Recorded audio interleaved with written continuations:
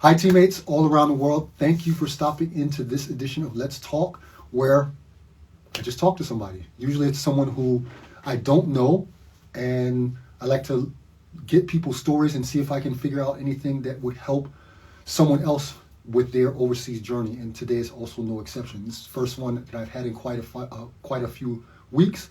So if I mess up a little bit, don't take it bad. See, I can't talk.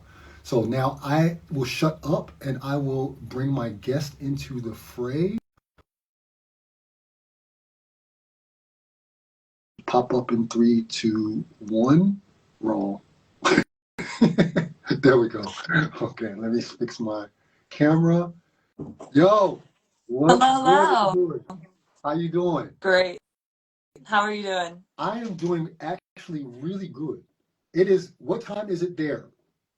Oh, it's 9 o'clock in the morning over here. So you just rolled out of bed and said, I'm gonna do this interview and I'm going back to sleep, right? I would, but we actually have a team lift after this, so Okay. waking up early today works in my favor. Okay, so I helped you get a good start to your day. Yes, sir. Okay, so can you do me a favor and introduce yourself because I am known as the butcher of names. I'm worse than Shaq. So I've kind of accepted that and decided I'm going to let my guests introduce themselves so that I don't butcher anybody's names. That's fair. No, my name's Megan Mullings. Especially overseas, everyone calls me Mo. I'm currently playing in Auckland, New Zealand, in the New Zealand Basketball League, which is pretty new. I played pro for the last 8 years, since 2016, going into my ninth year. And I'm from Phoenix, Arizona. Okay, thank you for that. That's all good. So we got that out of the way. Um, Of course, this show is also to get your story out, but also I try to use it as a platform to help other players by experiencing your journey through your eyes. So my first question, I just want to touch on your, what is wrong with my glasses? I was looking, I was like, you got Yo, what the, literal forest going what, on. what is this? Oh no, what is this? I've never seen this before. This I is some don't know. Instagram coming for IG your head is tonight. pulling. Hold on. Oh no! I don't tell me I've got a whole interview with four eyes. What the hell is this? Wait a second. No, what is wrong with? No, I'm not doing this. I'm not doing this with Oh IG today. man. I Have you can't ever even tell you seen how this to fix before? that. No. Hold on. Okay, I'm gonna start pressing buttons. What the hell? Oh, there we go. We're back to Is it? normal. Oh, okay, okay. I'm back to normal. If that's normal, anyway. So where was I? I've never seen that happen before. That was Okay, wild. so I was wondering if it was me. I was like, I don't know if just my screen is messing up or what's going on.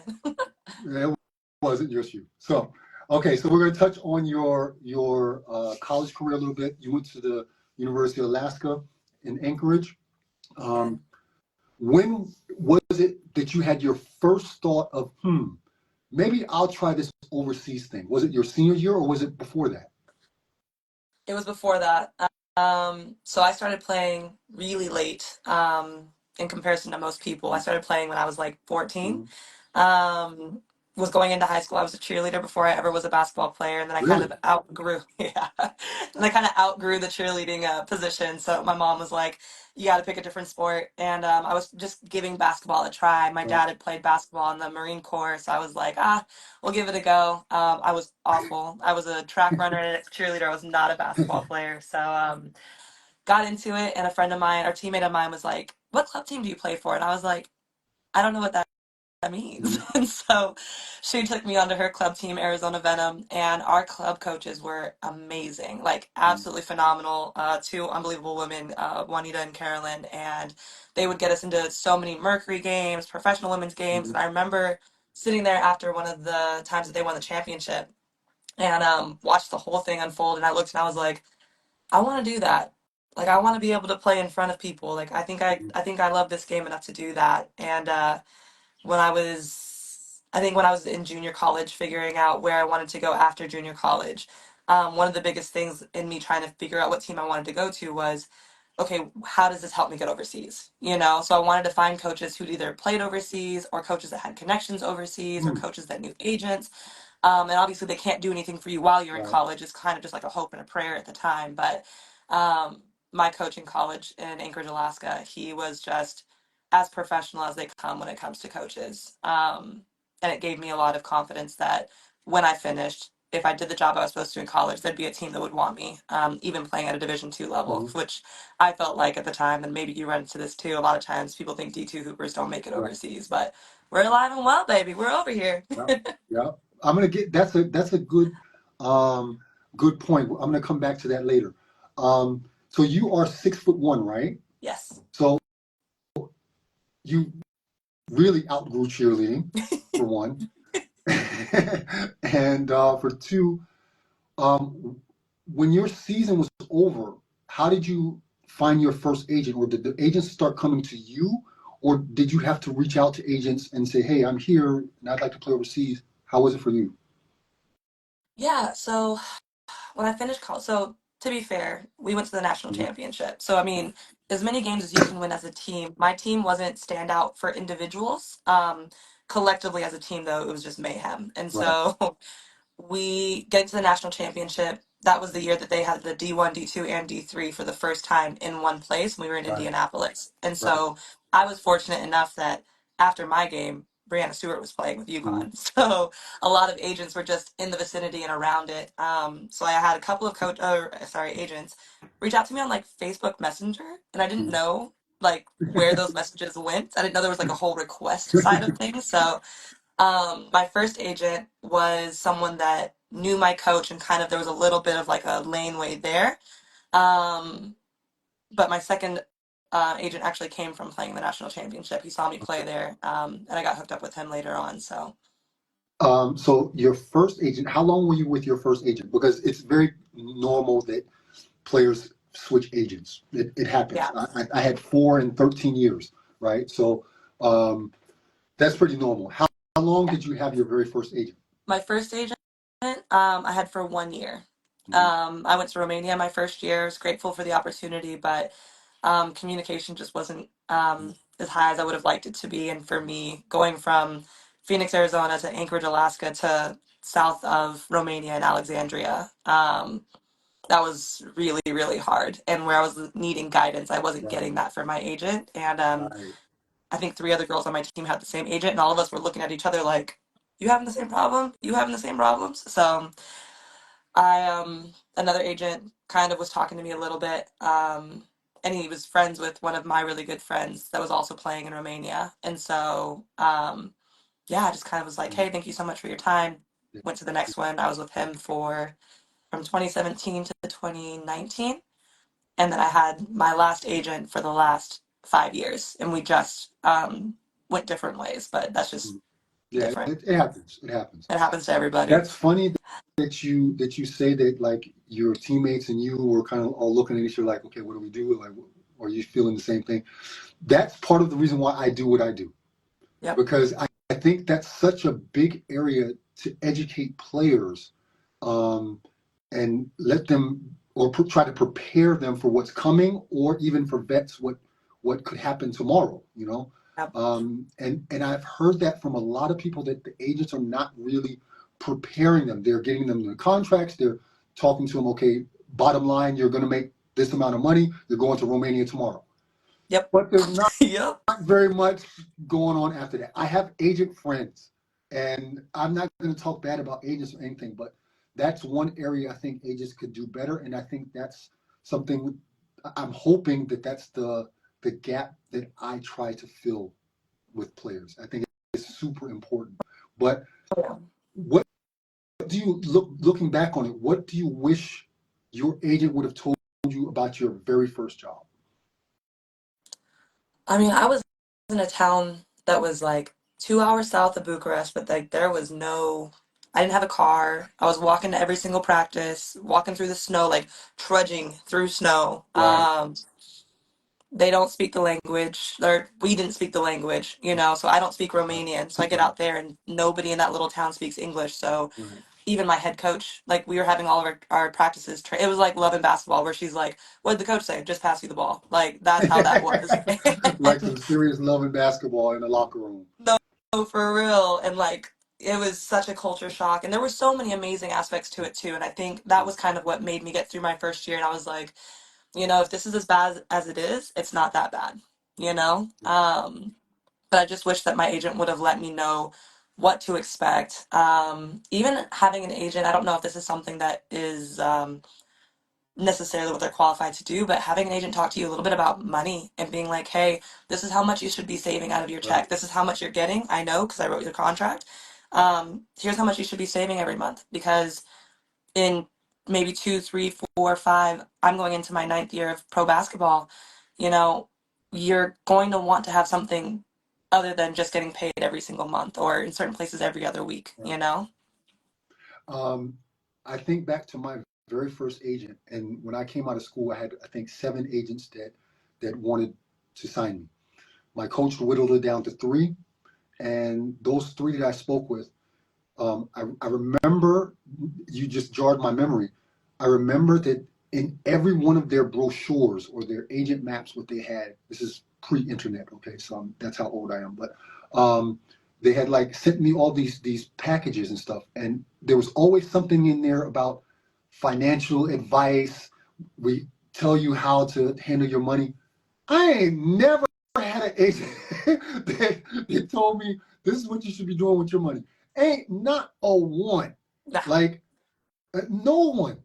And I think that's so crazy because it's such an important part of you living this life. You don't want to go home broke, right? nope, And but I've never actually heard of an agent either introducing you to someone who was a financial advisor or talking about taxes.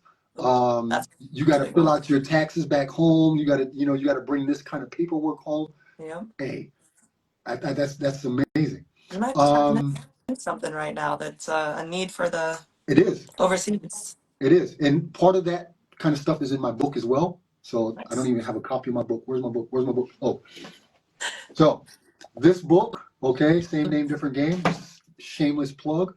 I have a little bit about that in there. Is like kind of like what you should do with your money, how much you should be able to save. Even if you're making very little money, you can still save based on the facts of the things that you're not paying for. Right.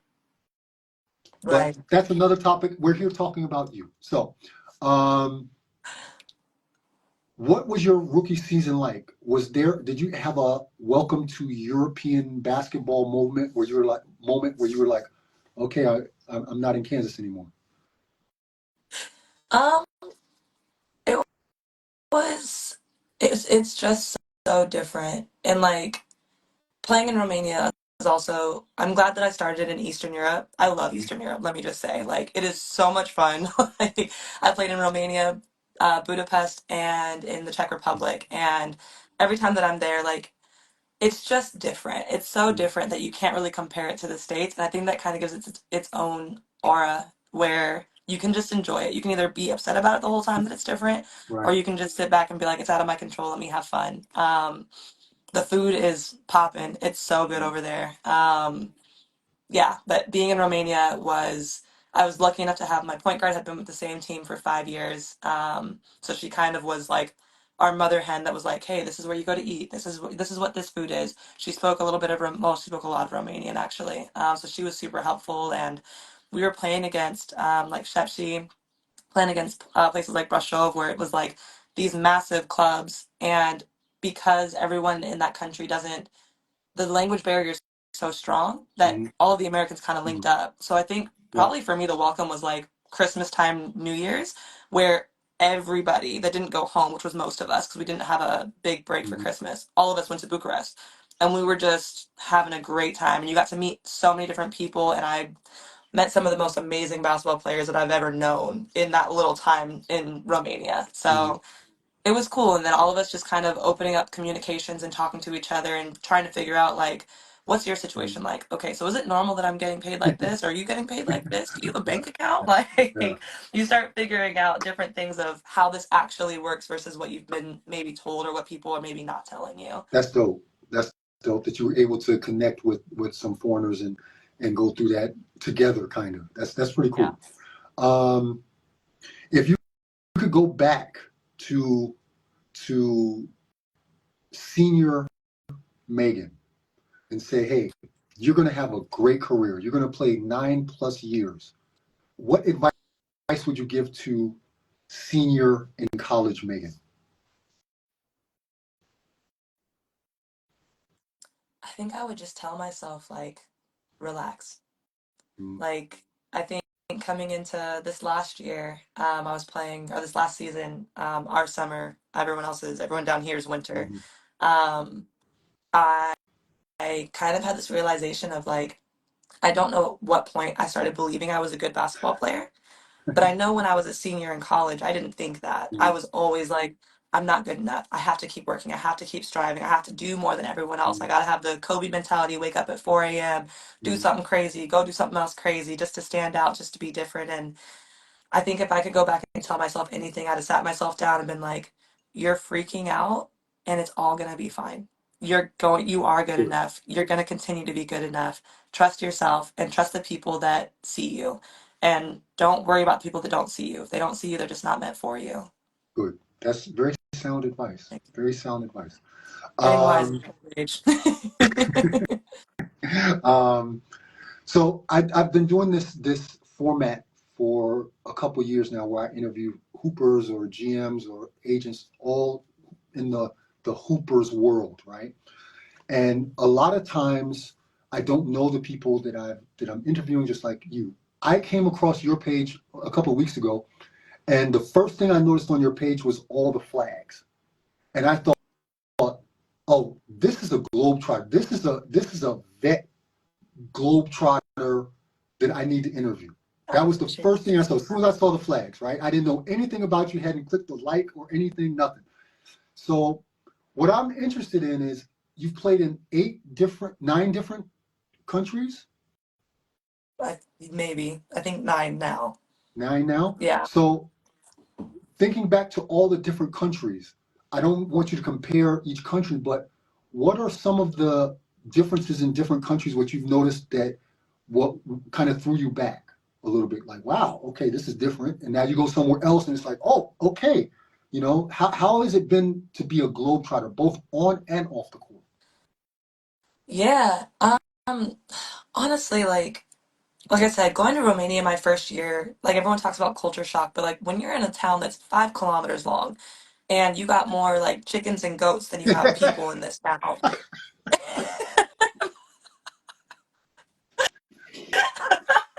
And anyone that's been to Romania or played for that team, they know exactly what I'm talking about. Sorry, that one caught me off guard. Sorry, No, it that was caught me off guard. wild. Okay, okay, We I'm would back walk into it. to our gym, and our gym also did not have like a wood floor. It was like almost like a plastic floor. It wasn't Yeah, like the I know handball what you floors. mean. Yeah, but we had men's handball and women's basketball, and that was it in that entire city. Mhm. And we would walk to practice through these little back roads, and there would be like a gaggle of chickens, just like bark, bark, bark, bark, happy to see us every morning. Start throwing them bread and whatnot. So I mean, KFC. yeah, listen, KFC is fire overseas. It is crazy how good KFC is overseas. I don't know what we're doing in the States, but it is so good over here. Yeah, I mean, going through that my first year and just being like, wow, this is really different. It kind of just opened up my eyes to see what everything else was. You go to such beautiful cities, like being in Budapest last year, yeah, last European season, gorgeous city. And then Budapest is so close to Vienna, is so close to, I went to Paris with my best friends for Christmas and then went on to Scotland because I'd never been and Ryanair had a ticket for like 50 bucks, Mhm. you know? So, I mean, the west side of Europe compared to the east side of Europe compared What's to different? Italy compared to like up north when I was in Finland, like the north is rocking its own little thing. They're a totally different breed up there and they're so fun and such good basketball as well. But I think the biggest thing for me is each country has its own customs, has its own way, has its own mindset, but also its own brand of basketball. Yeah, You know, like I yeah. went to Germany twice, loved Germany. I was in Göttingen, I was in Marburg, and both times that I was there, I felt like I don't know if my style of play necessarily works here very well. Mhm. And I would look at other girls and be like, they just move differently than me. And like, I was kind of upset because for me at that point, Germany was the best place I had played in. That was the best league I'd played in.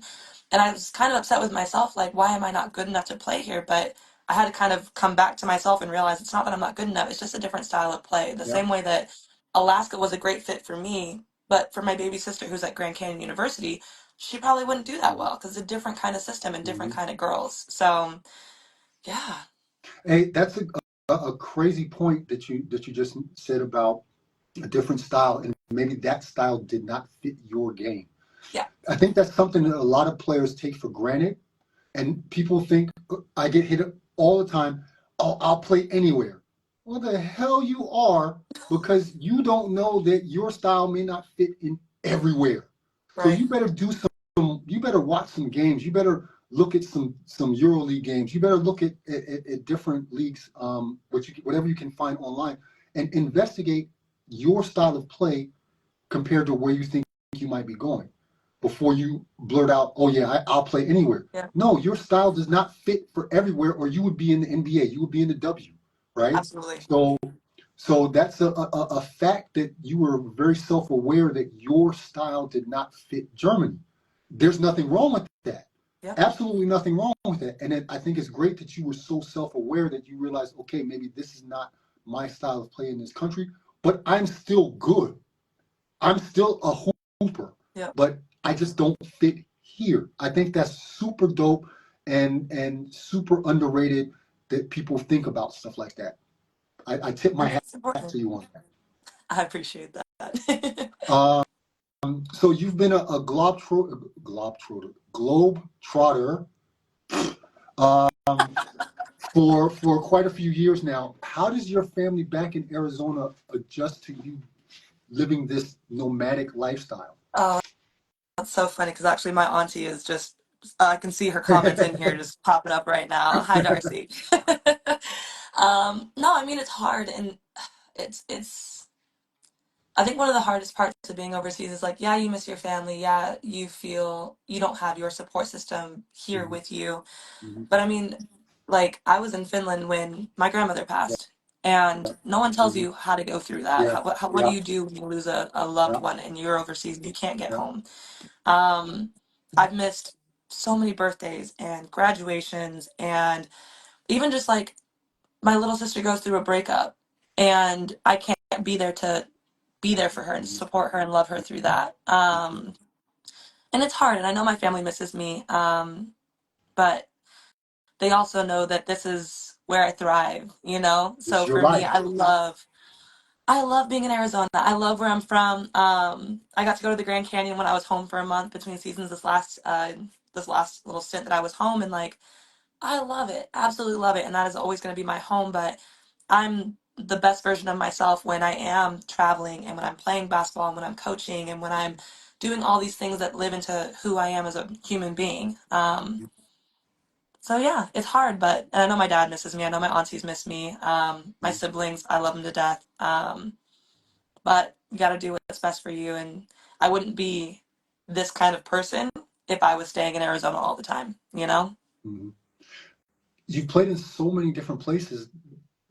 Or is that by design? For example, when I was playing, I played in Austria for 5 years. I got the Austrian citizenship, and then I decided, okay, I'm going to bounce around a little bit. And it was very much by design that I traveled to different countries over the next couple of Mm, years. So I ended up playing in 6 different countries in 13 seasons. nice. While I was bouncing around, I was also trying to figure out where the hell could I live? Because for me, I knew I was never going to live in America again. That for me was Mm, very clear. So I said, okay, I'm going to go to places where maybe I think I could live. I went to England. I went to Switzerland.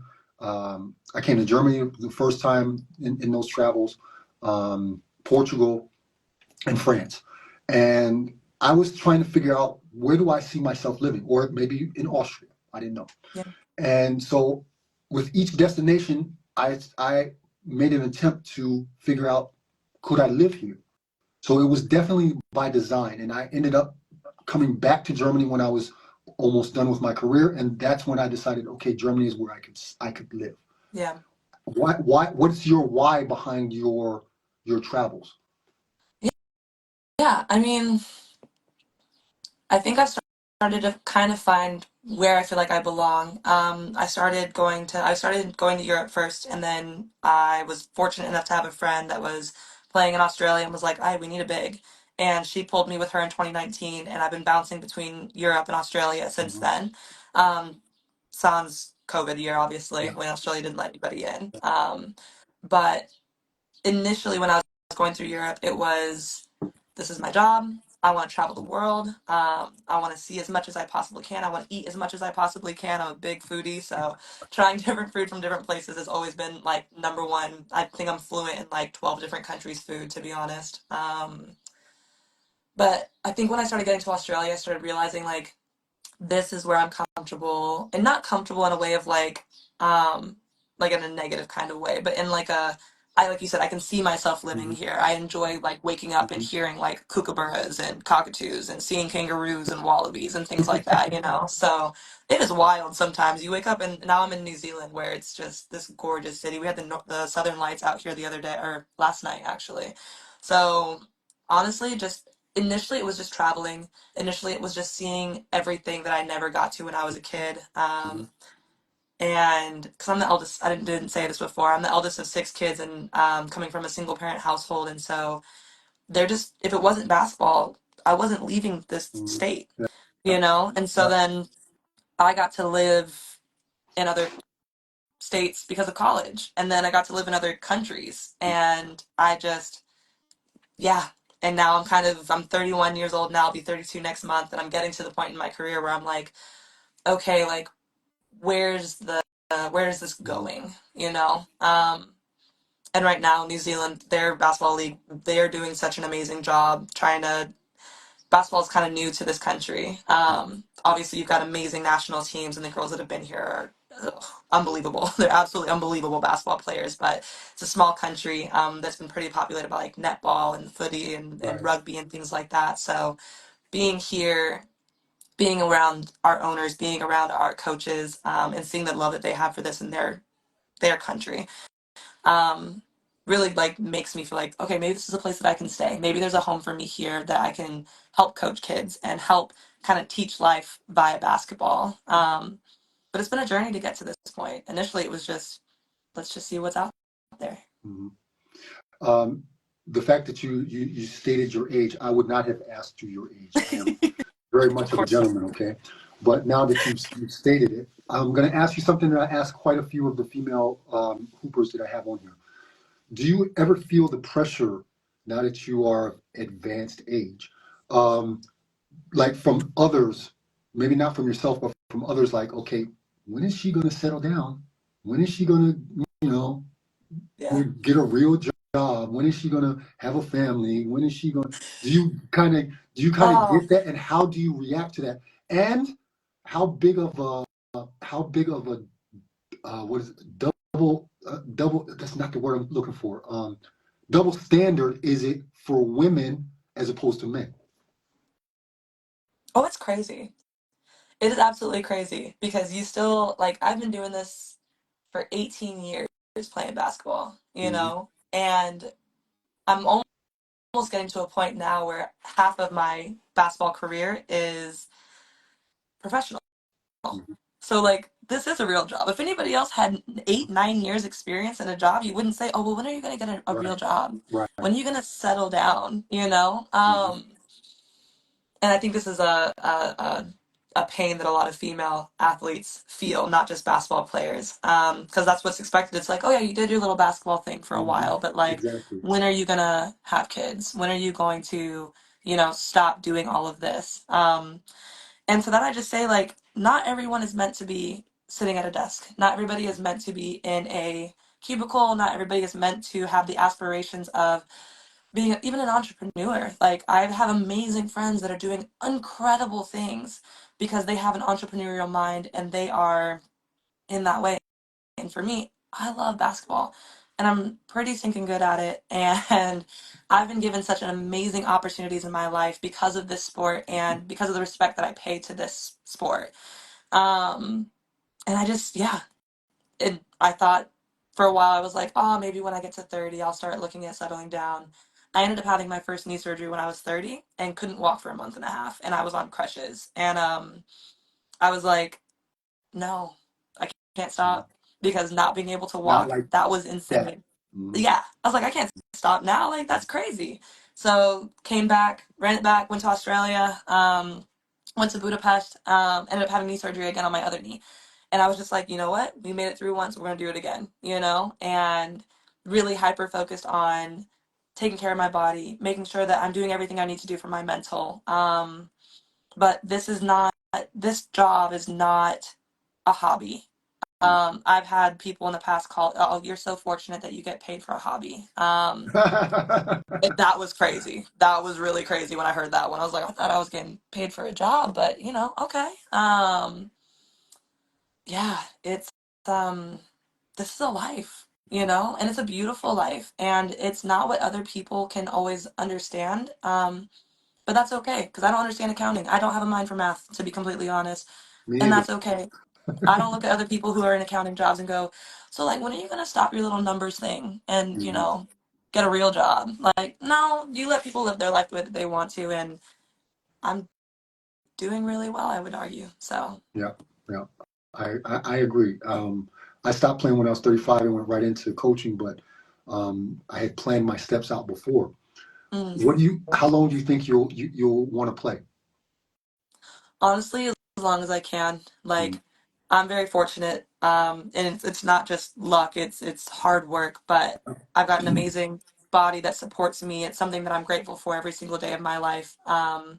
That I have a body that can sustain me. I have a body that allows me to play this game at a high level, has consistently allowed me to play at this high level, and is still growing and learning. Like, I turned 30 and that grown woman strength just smacked me. Started getting like biceps and everything just got stronger up here, and I love it. I absolutely love it. And it's amazing to be surrounded by other women that are also older. We've got, I think, 3 girls in this house right now that are all 30 and above. mm, Um, and yeah, it's just I want to play as long as I can. I love this game. I love what it gives to other people. I love the excitement and the seeing this also change in women's basketball that people mhm, are now like, oh, everybody watches women's sports. mhm, Like, it's not just a one person effect. It's not just a two people effect. It's not just a UConn. I grew up in the era of you just watch UConn women's basketball. Um, this is an amazing time for women's sports to be alive and to be in the throes of it right now is astounding. Absolutely mm. astounding. It's dope. Yeah, I totally see it. I mean, I'm a girl dad, and my daughter plays too, Oh, and just seeing her journey and being a part of that is also amazing in this era. yeah. In this era, pretty cool. I only got a couple more questions for you.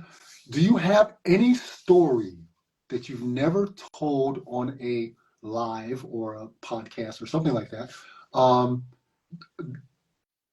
that is pretty interesting?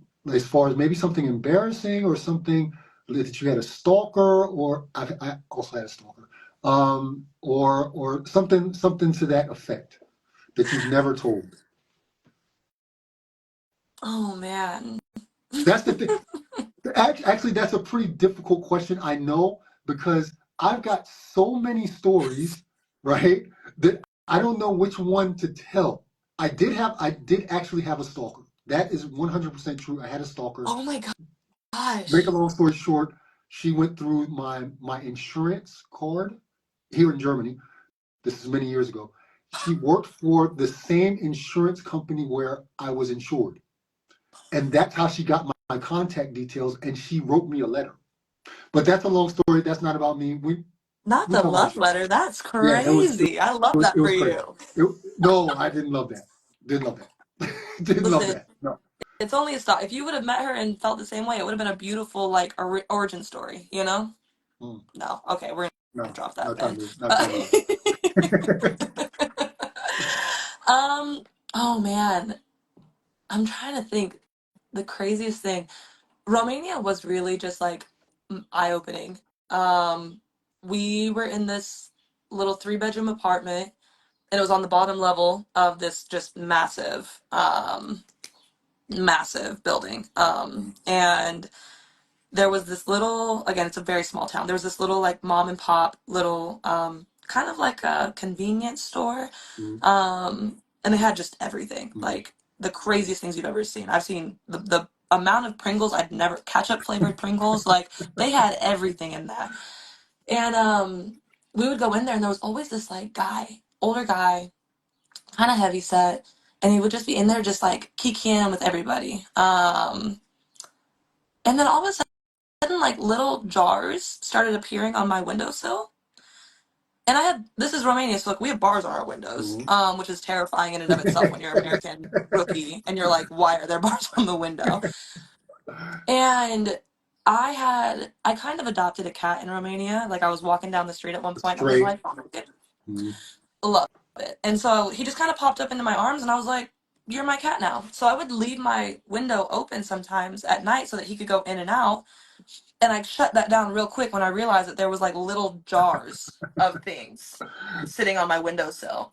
And they were like homemade cherries that were somebody had canned. What is that? Oh my gosh, they have it in Hungary too. It's like rakia.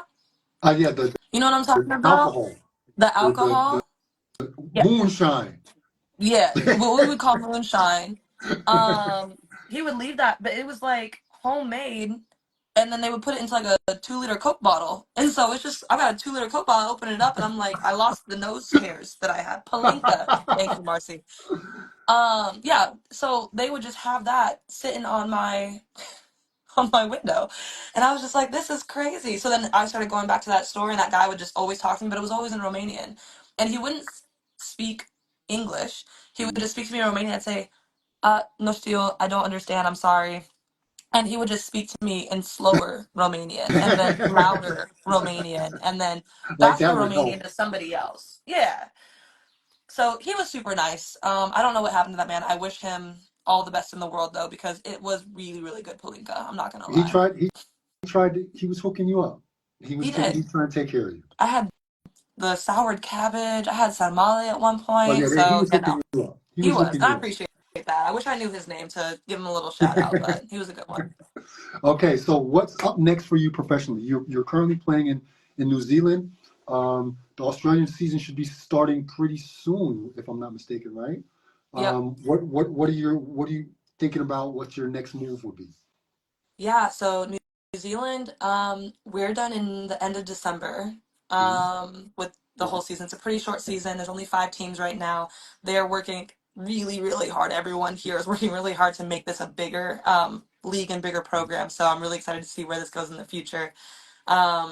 That being said, we've only played one game so far, and it was unbelievable. It was a home game, and man, it was lit, to put it in the smallest of words. Mhm. Um, for Australia, yeah, I've just played for the Brisbane Capitals. I absolutely loved it there.